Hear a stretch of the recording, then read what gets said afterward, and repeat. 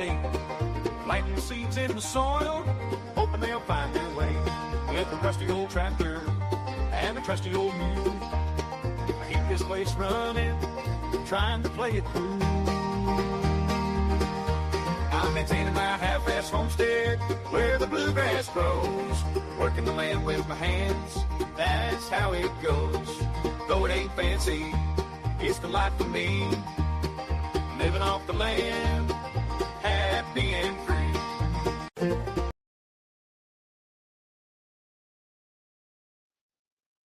All right. Let's see if anybody comes in to join us here. If you show up and you have your camera ready and your microphone, link is pinned at the top for how to join in tonight.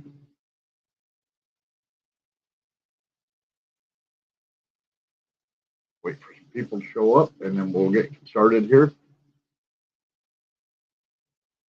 If nobody shows up, it'll be a short one. Right. Had one come in and jump right back out again. I don't know what happened to that one. Okay. Yeah, it's out of the way. Okay.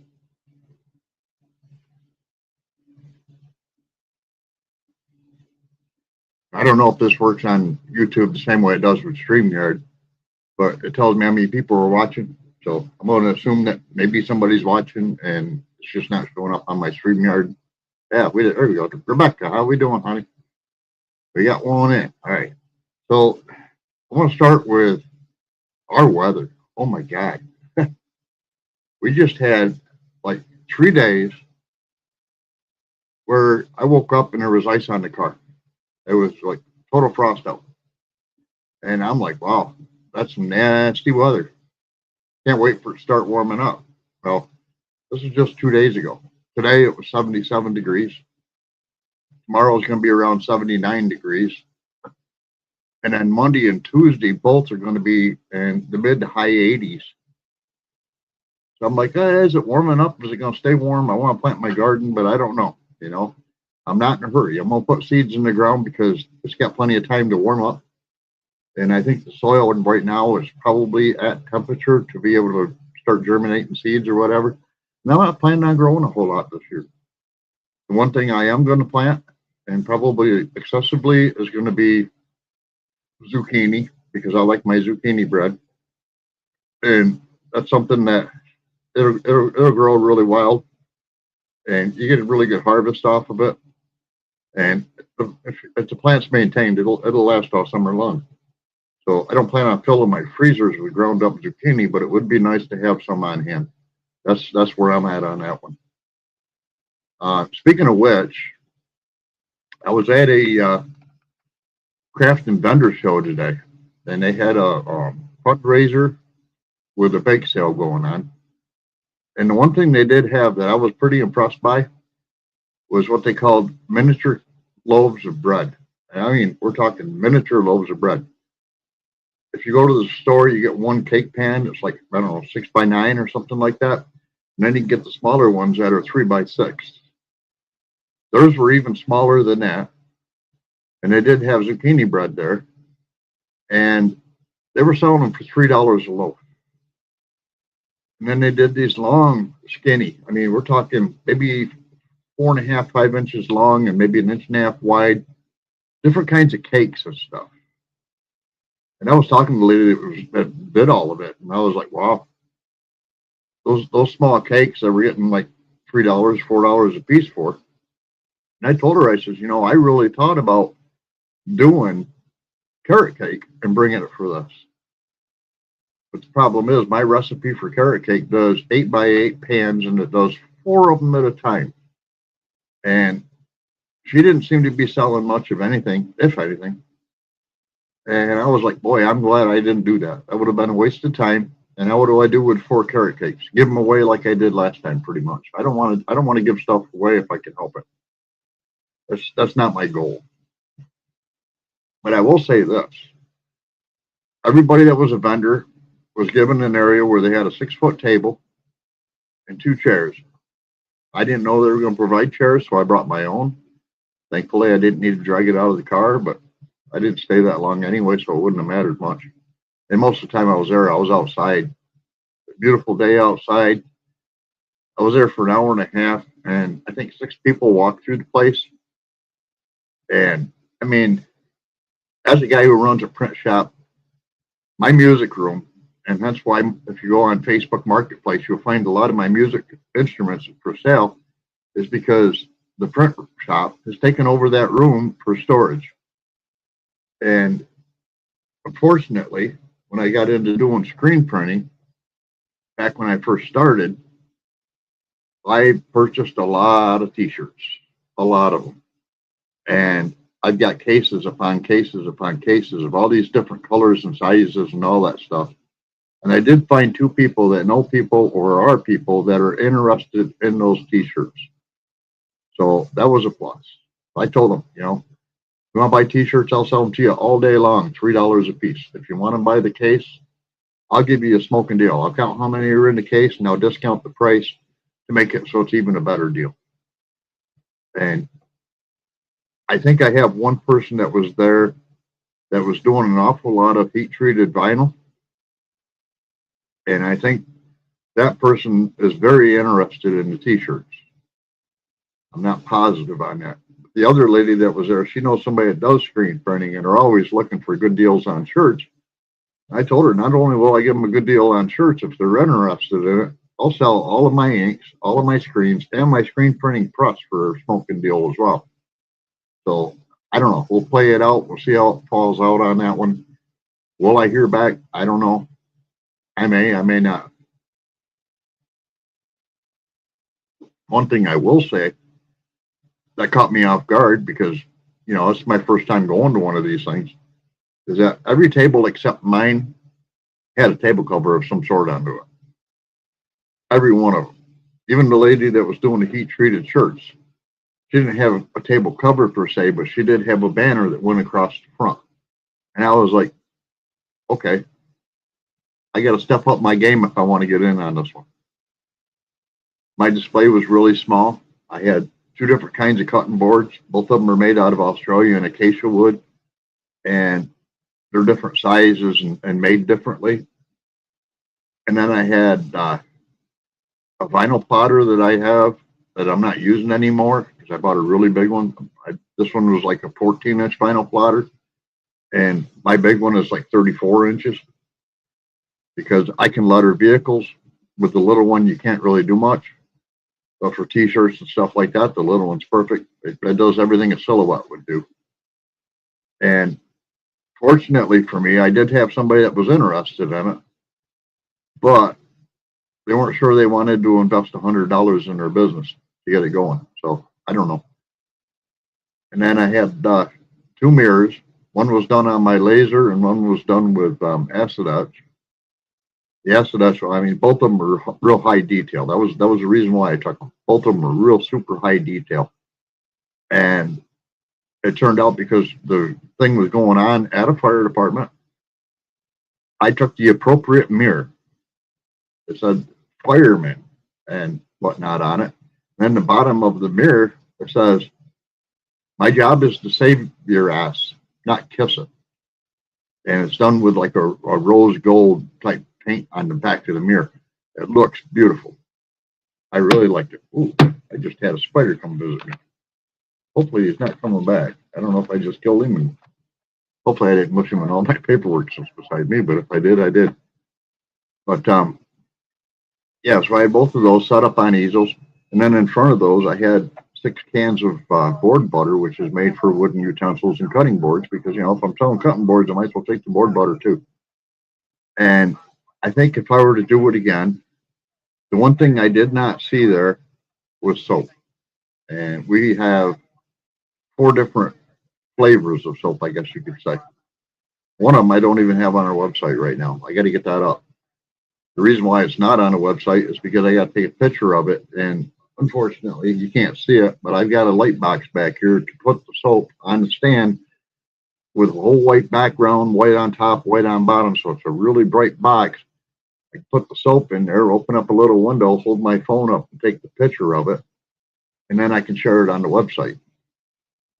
I haven't done it because, like all flat surfaces, the top of that light box has a lot of stuff on it, and I don't want to open it when all that weight sits on top of it. I don't think that would be a good idea. So that's in the works. And then also in the works is our garden seeds. I wish I had, and I didn't, but I wish I had something to advertise our seed business. I gave away all of our regular seed business cards, and with every order we ship it out, if we have them available, magnetic business cards. I don't know as though I would want to take magnetic business cards to give away, but the regular ones would be awesome to be able to have out there just so people would know and be able to grab a card and take it home or whatever. Check out our website. You never know. And there's a lot of gardeners in my area too. So that's something I'm going to look into doing as well. But it was a fun time, even though I was only there for an hour and a half. It lasted 4. And I had another obligation come up after I already made the reservation for that and paid my fee. So I was like, I'll do it for a while, but I can't stay long because I want to get over to this guy. It was my coworker's 60th birthday party. And I don't work there anymore. I haven't worked there since 2021 when I shattered my heel. But I wanted to go there just to make a presence. And it turns out we know a lot of the same people. So that was really cool.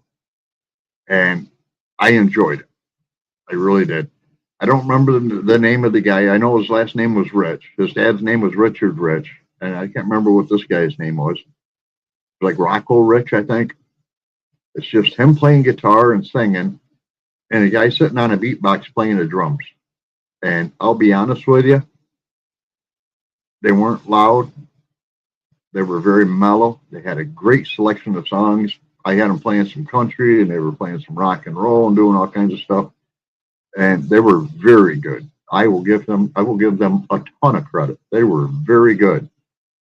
And because my coworker also had a band, I don't think he paid much for these guys to come play for his birthday party. If he paid anything, he might have just said, "Hey, it's gonna be my birthday party. You want to come play?" And because they all know each other, all musicians know the other musicians, it probably would have been all right. Now we'll take a step back to last weekend. Last weekend, I went to Benefit Jamboree, and I was supposed to be there to print band shirts. And I've never been to, I can't say I've never been to the place. I have been to the place, but I haven't been there in many, many, many years. Like since my dad had his band, and we were there like pretty much every weekend. I wanted to walk in and feel the place out before I went in and said, well, I'd like to set a table up, and do this, that. And I'm glad I did, because when I walked in, there was absolutely no room. This place was standing room only. They had like the bar area, and then from the bar going all the way over to the bathrooms was like this big sale area where they were doing raffles. I mean, they had so many different raffles. And there were some pretty high class items in some of these raffles too. And I went in there and I was talking to Mike, who's in charge of the place. It's a local sportsman's club. And the more I talked to him, the more I really liked the guy. And we got talking about different things. Like last time I was there, the bar was on the other end of the building, and where we were sitting at the bar used to be a bunch of booths and all kinds of stuff. And I said to him, I says, "You guys have a rifle range?" And he's like, "Yeah, we do." And I was like, "What's it cost to use it?" He says, $25 a year. And I was like, "How do I sign up?" And he says, "You talk to me." I said, "All right. I want to talk to you because I want to sign up." He says, "All right, it's going to cost you $25. All right, fair enough." They gave me a membership card and they gave me a pin. I was going to put it on my hat, like on the side of it or whatever, but I didn't, because I don't like the idea of a pin being on the side of my head. You never know when you're going to get slapped with something and that pin comes undone and sticks in you or whatever. So I didn't do it, but I may. But so I signed up and joined that. And then it turned out that the band that I was there to print T-shirts for They didn't even show up. The drummer showed up, the owner of the band. He showed up. No equipment. Nobody else with the band was with him. He was just by himself. And I was like, boy, am I glad I didn't go all out on this one. I had everything with me. It was in my car, and I just left it in the car. I was like, there's no possible way I could have done this today. And then when he came in and I seen him, I walked over and I grabbed his attention. I was like, hey, Brian, I am not going to be able to print your t-shirts today. And he's like, yeah. He says, well, the band's not going to play today anyway. And I was like, well, that's cool, because if you look around, there is no place that I could possibly set up a 6-foot table and be able to do it. It was just impossible.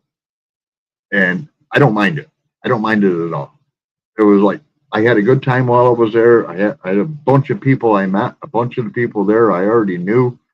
The benefit was actually for a girl that I used to date, and most of her family was there, so I was visiting with them a lot. And it was just an all around good thing. And there was actually a guy there named Dave. He come up. I was sitting at the bar, and he came up and he introduced himself to me. He says, "Hi, I'm Dave." He put his hand out, and I looked at him. I says, "Dave, I know. You're Dave Irwin." And he's like, "What?" I says, "You're April's uncle." "I know." And he looked at me and said, "How do you know?" And I says, "One of your sisters had a birthday party that I played for down in Cortland. What is it? Cortland Manor, New York, which is about a 4-hour drive from me, going towards New York City." I said, "I stayed at Larry and Sis's place, and we were down in the backfield, and I played guitar for you guys. I gave you music for a couple hours." And he looked back at me and he says, "That was you?" I was like, "Yeah, that was me." Well, then it turns out that there was a guitar. Like I said, there were some high-end items that were in there for this raffle, and one of them was an electric guitar that was like almost black, but not quite black, kind of like a dark charcoal with lightning strikes on it, and blue and silver, and it was beautiful. And they were 2 for $5 for the tickets. So I was like, I'll buy 2 tickets for that, and I'll put them in the bag. If I want it, I'll put it up for sale. I don't care. Well, it turned out he wanted that guitar because he's got a bar that he built at his house, and he was just going to frame it and hang it on the wall. And while I was talking to his nephew, a good friend of mine, and he was telling me that, I was like, all right, well, if I want it, then I guess Dave's going to get it. Well, it turns out somebody else had won it that's in the family. And I was like, okay, well, Dave, you didn't get that guitar. He's like, no, and I really wanted it.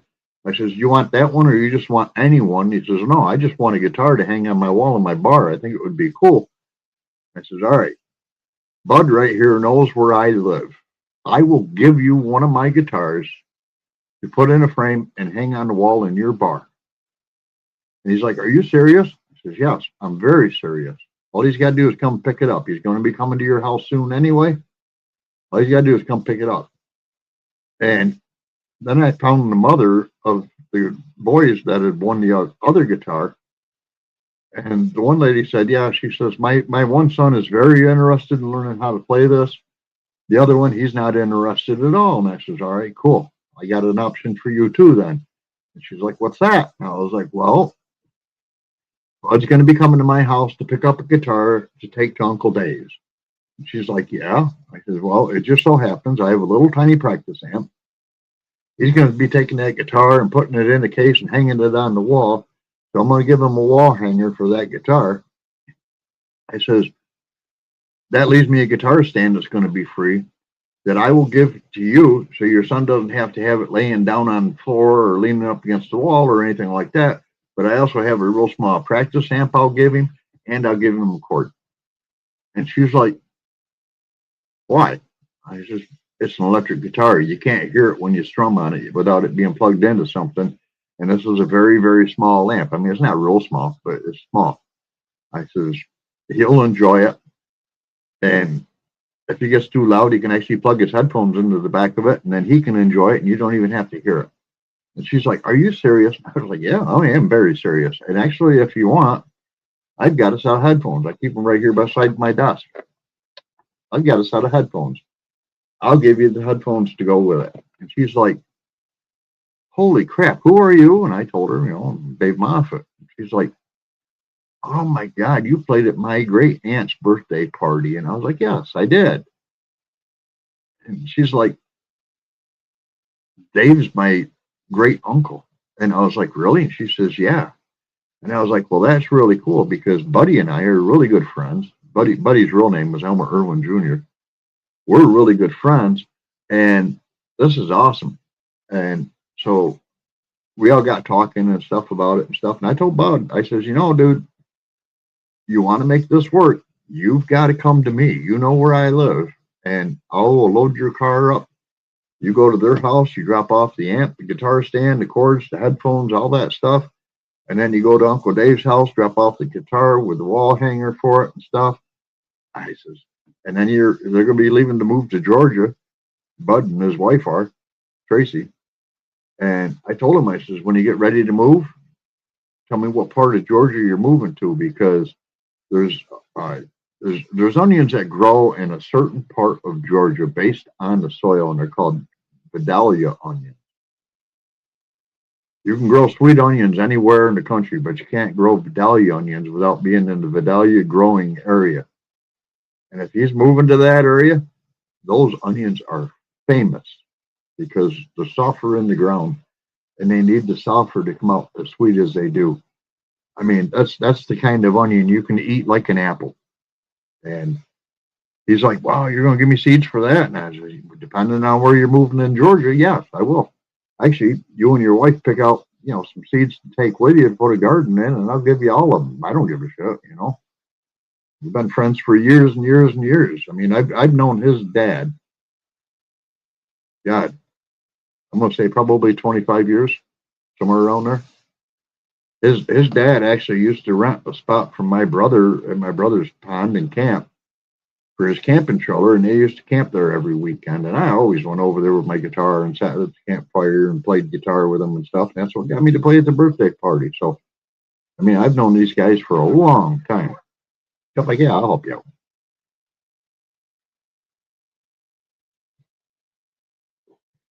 So, let's see what else we got going on. The weekend before last weekend, I didn't do anything at all. Period. It was so cold outside. I did not do anything. And then, okay, we'll go a step out. Last Monday, or just this past Monday, I had to go to what they call an independent medical examiner's office meeting, whatever you call it. And I've been to these guys 3 times already. 2 were the same doctor. Him and I got along great. The third one, not so much. He was pretty stiff. And then this 4th one, this guy was awesome. I really enjoyed it. I mean, he said to me, he's like asking me questions and I'm answering them. And he's like, well, if you can't remember anything, just let me know. And I'm like, no, dude, I got a really good memory. I can remember a lot of stuff. There are some things I forget, but most of the things I remember. And that accident and since then is definitely something I remember very well. And he's like, all right. He says, so how often do you see your doctor? I says, every 90 days. He's like, what's your doctor say? He says that I need to have cortisone shots every 90 days. And he's like, yeah, I was reading that in your record. He says, does he ever talk to you about fusing the bones? And I was like, yeah, he has actually. And I'm looking at him going, why did you ask that? And he said, the reason why I just asked you that is because cortisone shots are given every 90 days. The first one lasts almost a whole 90 days. And then from that point forward, every 90 days, you get less and less time of that working. And it'll eventually reach a point where it won't work anymore. He says, and it'll weaken the bones so bad that they have to be fused. He says, so I just want to make sure he talked that over with you. And I says, yeah, he talked it over with me. And he said, all right. He says, so now we're going to go into a different topic. And I was like, what's that? And he says, what did you do before that you can't do now? And I looked at him. I said, well, I used to carry 50-pound bags of baking soda over my shoulder up 4 flights of stairs 3-4 times a shift. And he's like, okay. I says, now I go up and down one set of stairs at my house, and I try not to carry anything because it's too hard to step up, that ankle doesn't like to bend. It's actually in a brace, and it doesn't like to bend. So trying to step up makes it really hard. I have to do all the step up with my right foot and then use the left foot just as, okay, I'm not going to fall back down and I'm going to go up the rest of the way. And he's like, God, that's got to be hard. And I was like, yeah, it is. And he says, well, when you were working, did you work on ladders? I says, I've always worked on ladders, bro. You know, I mean, I've always had a side business going on outside of work. And part of that side business was like working on stuff on ladders, either inside the house or outside the house. I was always on ladders. I got a lot of them. And he's like, yeah. I says, I can't do that anymore. I can't even stand on a ladder. I mean, if I wanted to like paint the side of my house, I could paint the part. I could stand on the ground pretty much, except for it's not level ground. But anything above, like as far up as I can reach, that'd have to be done by somebody on a ladder, and that can't be me. And he's like, wow, that sucks. And I was like, yeah. And then he looks at me real funny, and he's like, well, do you like to walk? And I looked at him, I was like, doesn't everybody like to walk? You know, that makes sense. You know what I'm saying? Why wouldn't you like to walk? And he's like, so can you walk? I can, with a brace on and on level ground. And he's like, well, what do you mean level ground? I said, hi, Lauren and Joe. He said, what do you mean level ground? And I said, my yard is not level. I walk out and feed my chickens because I have a path that's the levelest path in my whole yard, only because I build it up to be a level path in my whole yard. I have no idea. I forgot to send out invitations last Saturday. Neither of them could make it. Greg wasn't feeling good, and I don't know what Troy's excuse was. So I don't know. I forgot to invite him this week. I expected him to pop into the green room, but they didn't. Well, then that doctor looks at me and he's like, well, what else can't you do that you enjoyed? I said, riding bike. He says, he looks at me real funny. He says, you can't ride bike. And I said, you ever try to pedal a bike when your ankle doesn't move? And he was like, yeah, no. I was like, okay, there you go. So then he gets me up on the table, has me take off my shoes and my socks, so he's got both feet to look at.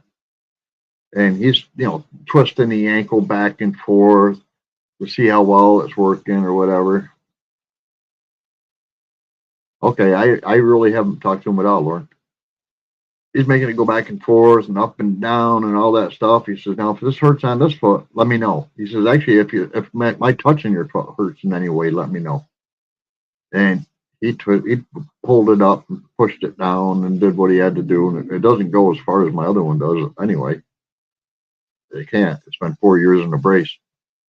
And then he went to do the side-to-side part. And where he put his hand on the bottom side of my ankle, I was like, ouch. And he's like, what? I says, you just hit where the scar is. And he's like, what do you mean the scar? And I says, you just hit where the scar is. That is the most tender spot on my whole foot. And he looked at it and he's going, holy crap. He says, there's no mention of any scars in any of your reports or whatever. So he gets out this tape measure and he measures how long the scar is and he makes a note of it. And he says, all right. He says, that's funny that wasn't mentioned. Not even your own doctor mentioned anything about a scar. And I said, why would they? And he's like, yeah, okay, I understand. And I was like, okay. And then he went to try to do it again. He says, if it hurts, let me know. And I was like, up and down, it goes up and down pretty good. It's the side-to-side motion that doesn't do it all. And he tried the side-to-side, and he's like, holy crap. He says, any part of your foot feel weird, tingling, or numb, or anything like that? I said, yeah, absolutely. The very back of my heel where it shattered, that bone took away all the nerves. And he's like, oh, that's expected. And I was like, yeah, for somebody that's a doctor, I guess it's expected. For somebody like me, that's not expected at all. And it's very tender. I mean, if I go into the shower, I'm actually getting ready to put a handicap bar in my shower, so I got something to hold on to. Because if I go in the shower and I want to wash the bottom of my feet, I can't use that foot to stand on the slippery tub. Even though we got a bath mat in there, I still can't do it because I can't lean and do this and that. So I got to have some kind of a handle in there. So I did buy one. Actually, I bought quite a few at an auction a while back. And I'm going to put one of them in the bathroom. I don't know if I'm going to put one in that I got because the ones that I got are kind of a cream color. For temporary, I probably will, because my full intention is eventually to redo the whole downstairs bathroom anyway, where the bathtub is and stuff. Up here in my bathroom upstairs, I have a walk-in shower that actually has handles everywhere, all the way around it. It's like a handicap type shower. I bought it that way. So I may put one of them cream colored ones in the downstairs bathroom for now. And then when I redo it, I'll just go buy like a stainless steel one or whatever. I think a stainless steel one would be pretty cool.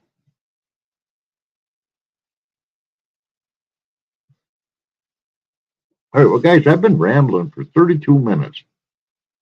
Anybody have any questions? Or anybody want to come join on?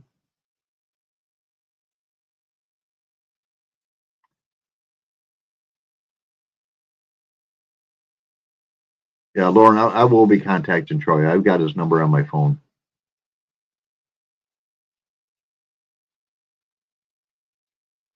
Actually, I'll be contacting Greg too and go, well, what the heck happened to you for the last 2 weeks? I know he hasn't been feeling good, so that's fine. You know, it's that time of year now. We're going from cold to hot to cold to hot. My latest creative project. Actually, right now I don't really have one that's a creative one per se. I do have a project that's going to be in the works very, very shortly. We have a 3 foot by 6 foot island in the center of our kitchen. And I've been down there and I've been measuring it and I've been looking at the other cupboards around it and everything else. And I'm thinking, I don't know if it's going to happen right away or not, but I'm thinking I'm going to take out the bottom cabinet of one section. There's like the stove and refrigerator over on this side over here. Let's get my hand in view. Stove and refrigerator over here. The island sets like, get over here. And then on this side, there's another cabinet that runs down. It's about the same length as the island. And then it goes to a window, and then it's all cabinets on the other back end. I'm thinking about taking out the lower and upper cabinets along the wall on this side. Maybe just put some shelves on that wall so I can put stuff up there that doesn't really matter a lot. And then I'm going to extend that. I'm going to make that island 4 feet wide and 7 feet long. So it'll be cabinets all down one side, cabinets all down the other side, and then open shelves on the back end of it where it goes towards our dining room. Because right now we have one of those roll around islands, I guess they call it. It's just a little tiny cart. It's got stuff on it we use, but we don't use it on a regular basis. So I'm thinking I'll put shelves on that end, and then, like I say, where the cabinet is on this side, take the lower and the upper out, just put some shelves by the upper, so I got the room to make this big island to go into the middle of the room. And all the rest of the cabinets are going to eventually get totally redone. When they did it, they cheated out. They did it with I don't know, Lauren. He didn't say anything to me about going, but he did say something a while back about looking at a camper he thought he was going to get. So I don't know if him and his wife went. That's hard to say. I doubt it though, because he did say that he didn't really enjoy going to the meetups. He enjoyed meeting people, but he didn't enjoy going to the meetups. So I don't know how that works out. Yeah, I'm going to be adding electric to both ends of the island, because right now, if I want to use my big crock pot, I have to put a cutting board on top of my stove and plug it in with the outlet behind my stove. I don't like that at all.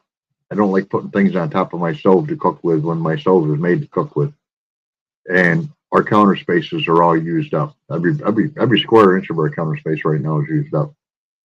And I'm just like, things are going to go, and we'll make it work. We've got a toaster oven we bought probably, back in 2019 when we bought the house, we bought a toaster oven. And we have not used that toaster oven only probably a half a dozen times. And it takes up a good chunk of counter space, you know. So that's going to be going. And then we also have an air fryer on that same counter. That's going to stay. We don't use it a lot, but I like the ability to use the air fryer. I found some really good recipes for it and stuff. So I do like that. And then tucked away in the cupboard, we've got a bread machine, and then we've got an Instapot, and and we've got an indoor grill, and we've got this and we've got that. And I'm just like, man, there's just so much stuff that we've acquired over the years, and a lot of it we don't even use. Some of it's still brand new, not even used once. And I'm just like, okay, we need to start downsizing. You know, I think one of the things that I was glad to get rid of first was my coffee maker, because without getting rid of my coffee maker, I had no place to put the air fryer. No, I've never done steak in the air fryer, but I have done it in the Instapot, and oh, so tender. Actually, we did stuffed pork chops in the Instapot, and you just stand them up like tacos inside of the center of it. And I think it was like a 15-minute cook time or something like that. It was very, very short because you're doing it under pressure. Those things were melt in your mouth delicious. And my mom bought them and then didn't like them because she didn't have a way to cook them. And now I was like, I got a way. So she gave me them. And I don't know where she bought them from. I think she bought them from a company that's probably not in business anymore. The Schwann's ice cream, I believe it was.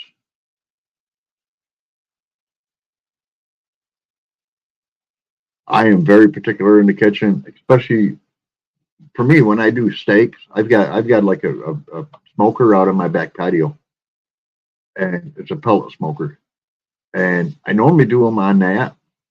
But I will say, the last couple times I've done them on that, I wasn't impressed with the cut of meat. And it wasn't because I was buying it from Walmart or something. It was from a good store that has their own butcher. It's just something about the smoker dries the meat out, even if you're only cooking it to like medium rare. It just sucks all the moisture out. It fills it with smoke, but it sucks all that moisture out. And so I will be looking at other ways of doing steaks as well. Now, if it's going to be a tough cut of meat, one thing I did learn is you put it in a crock pot and you add something that has tomatoes in it. It can be stewed tomatoes, tomato soup, whatever. Tomatoes will take that steak and really mellow it out. And another thing I've been playing with too is if you want to tenderize meat like steaks, soak it in milk. I did not know that worked, but it actually breaks down the protein of the steak somehow. I don't know how. I mean, they both come from the same cow as far as I'm concerned. But somehow milk actually really tenderizes steak as well. So I've been playing with that, but I don't do it for a lot.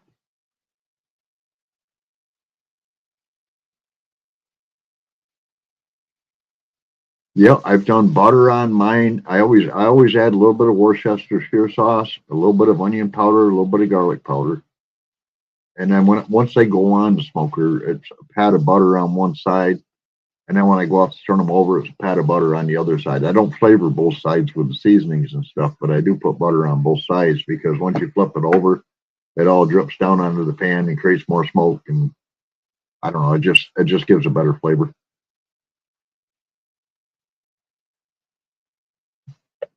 That, and I use real non-salted butter, and I have salted butter.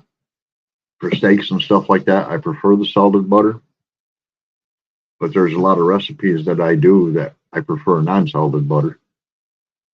Just because, like if I'm making like carrot cake, like I was talking earlier, you mix butter with the confectionery sugar and whip it into the stand mixer, and it gives you this really nice cream cheese frosting for it.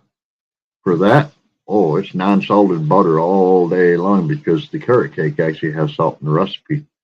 And by doing it that way, it comes out a lot fluffier and a lot nicer too. I don't know if there is about salt and cream cheese, but I think the cream cheese already has salt in it anyway.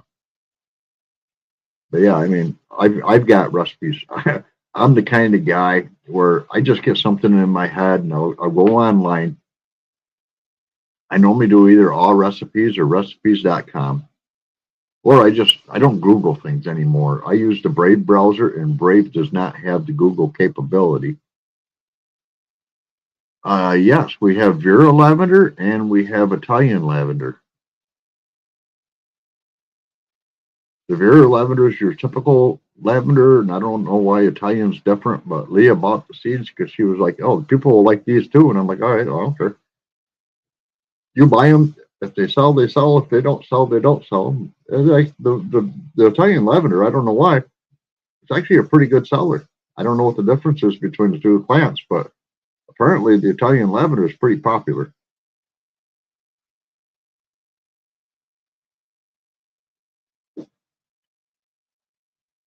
I I go out in our seed house because I put Leah in charge of everything. You buy the seeds, you do this, you do that, you do all the packaging stuff. I just buy the labels.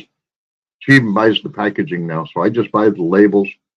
I buy the shipping envelopes, and I buy the business cards, and I buy the labels that goes on the packaging for both shipping and the actual packages, and I print the orders, and that's pretty much my whole job for the seed business now, which is fine. I can do all that sitting at my desk pretty much, which I like. Hard to walk. And then she does all the packaging and puts the orders together. I do go down and do orders now and then because, it's busy.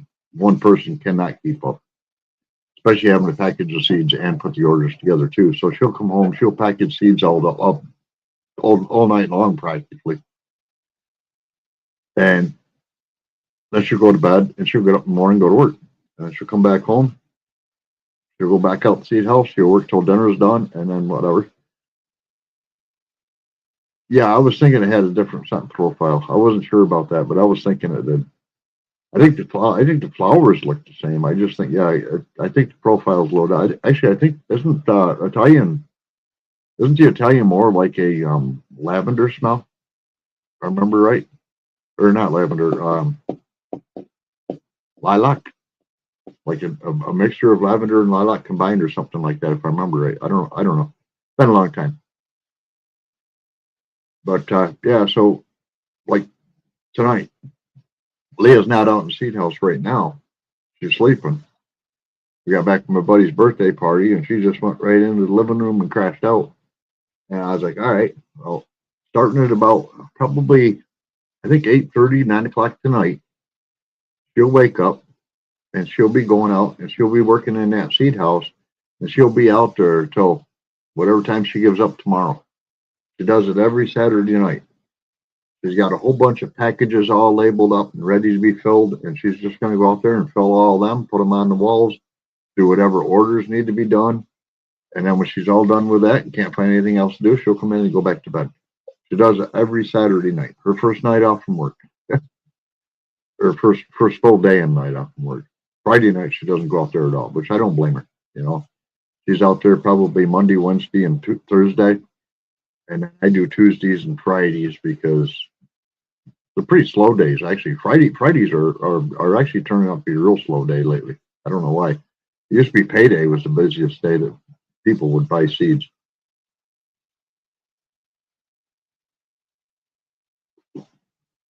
Eucalyptus. Okay, that's interesting. I wouldn't have guessed that. I was thinking more like a lilac, but okay.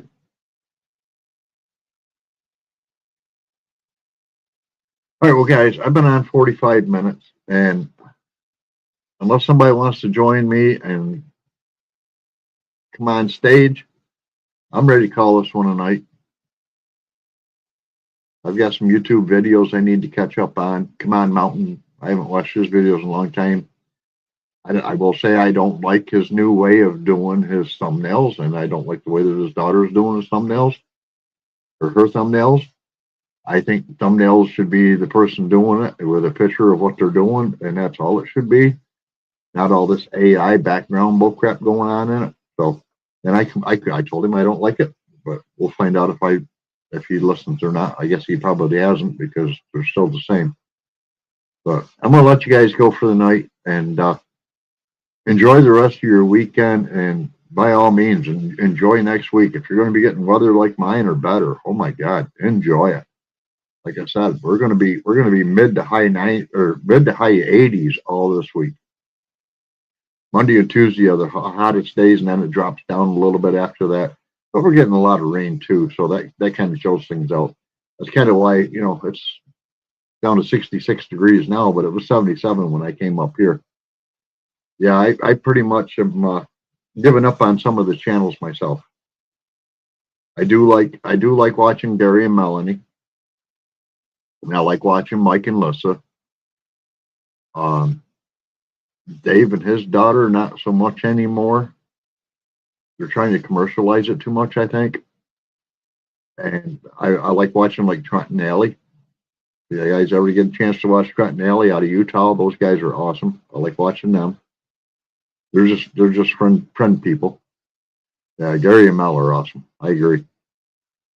The funny thing is, I know all these people. I've met them all. You know what I mean? And Mike and I clicked. The first day we met, we clicked. It's just like with Gary Excuse over there to Junk to Gems Homestead. The first day he met me was at the last meetup, and we clicked to the point where I left the meetup to go back to our camp and start packing things up because the storm was rolling in, and he came over and hung out at our camp while we were packing things up in the car.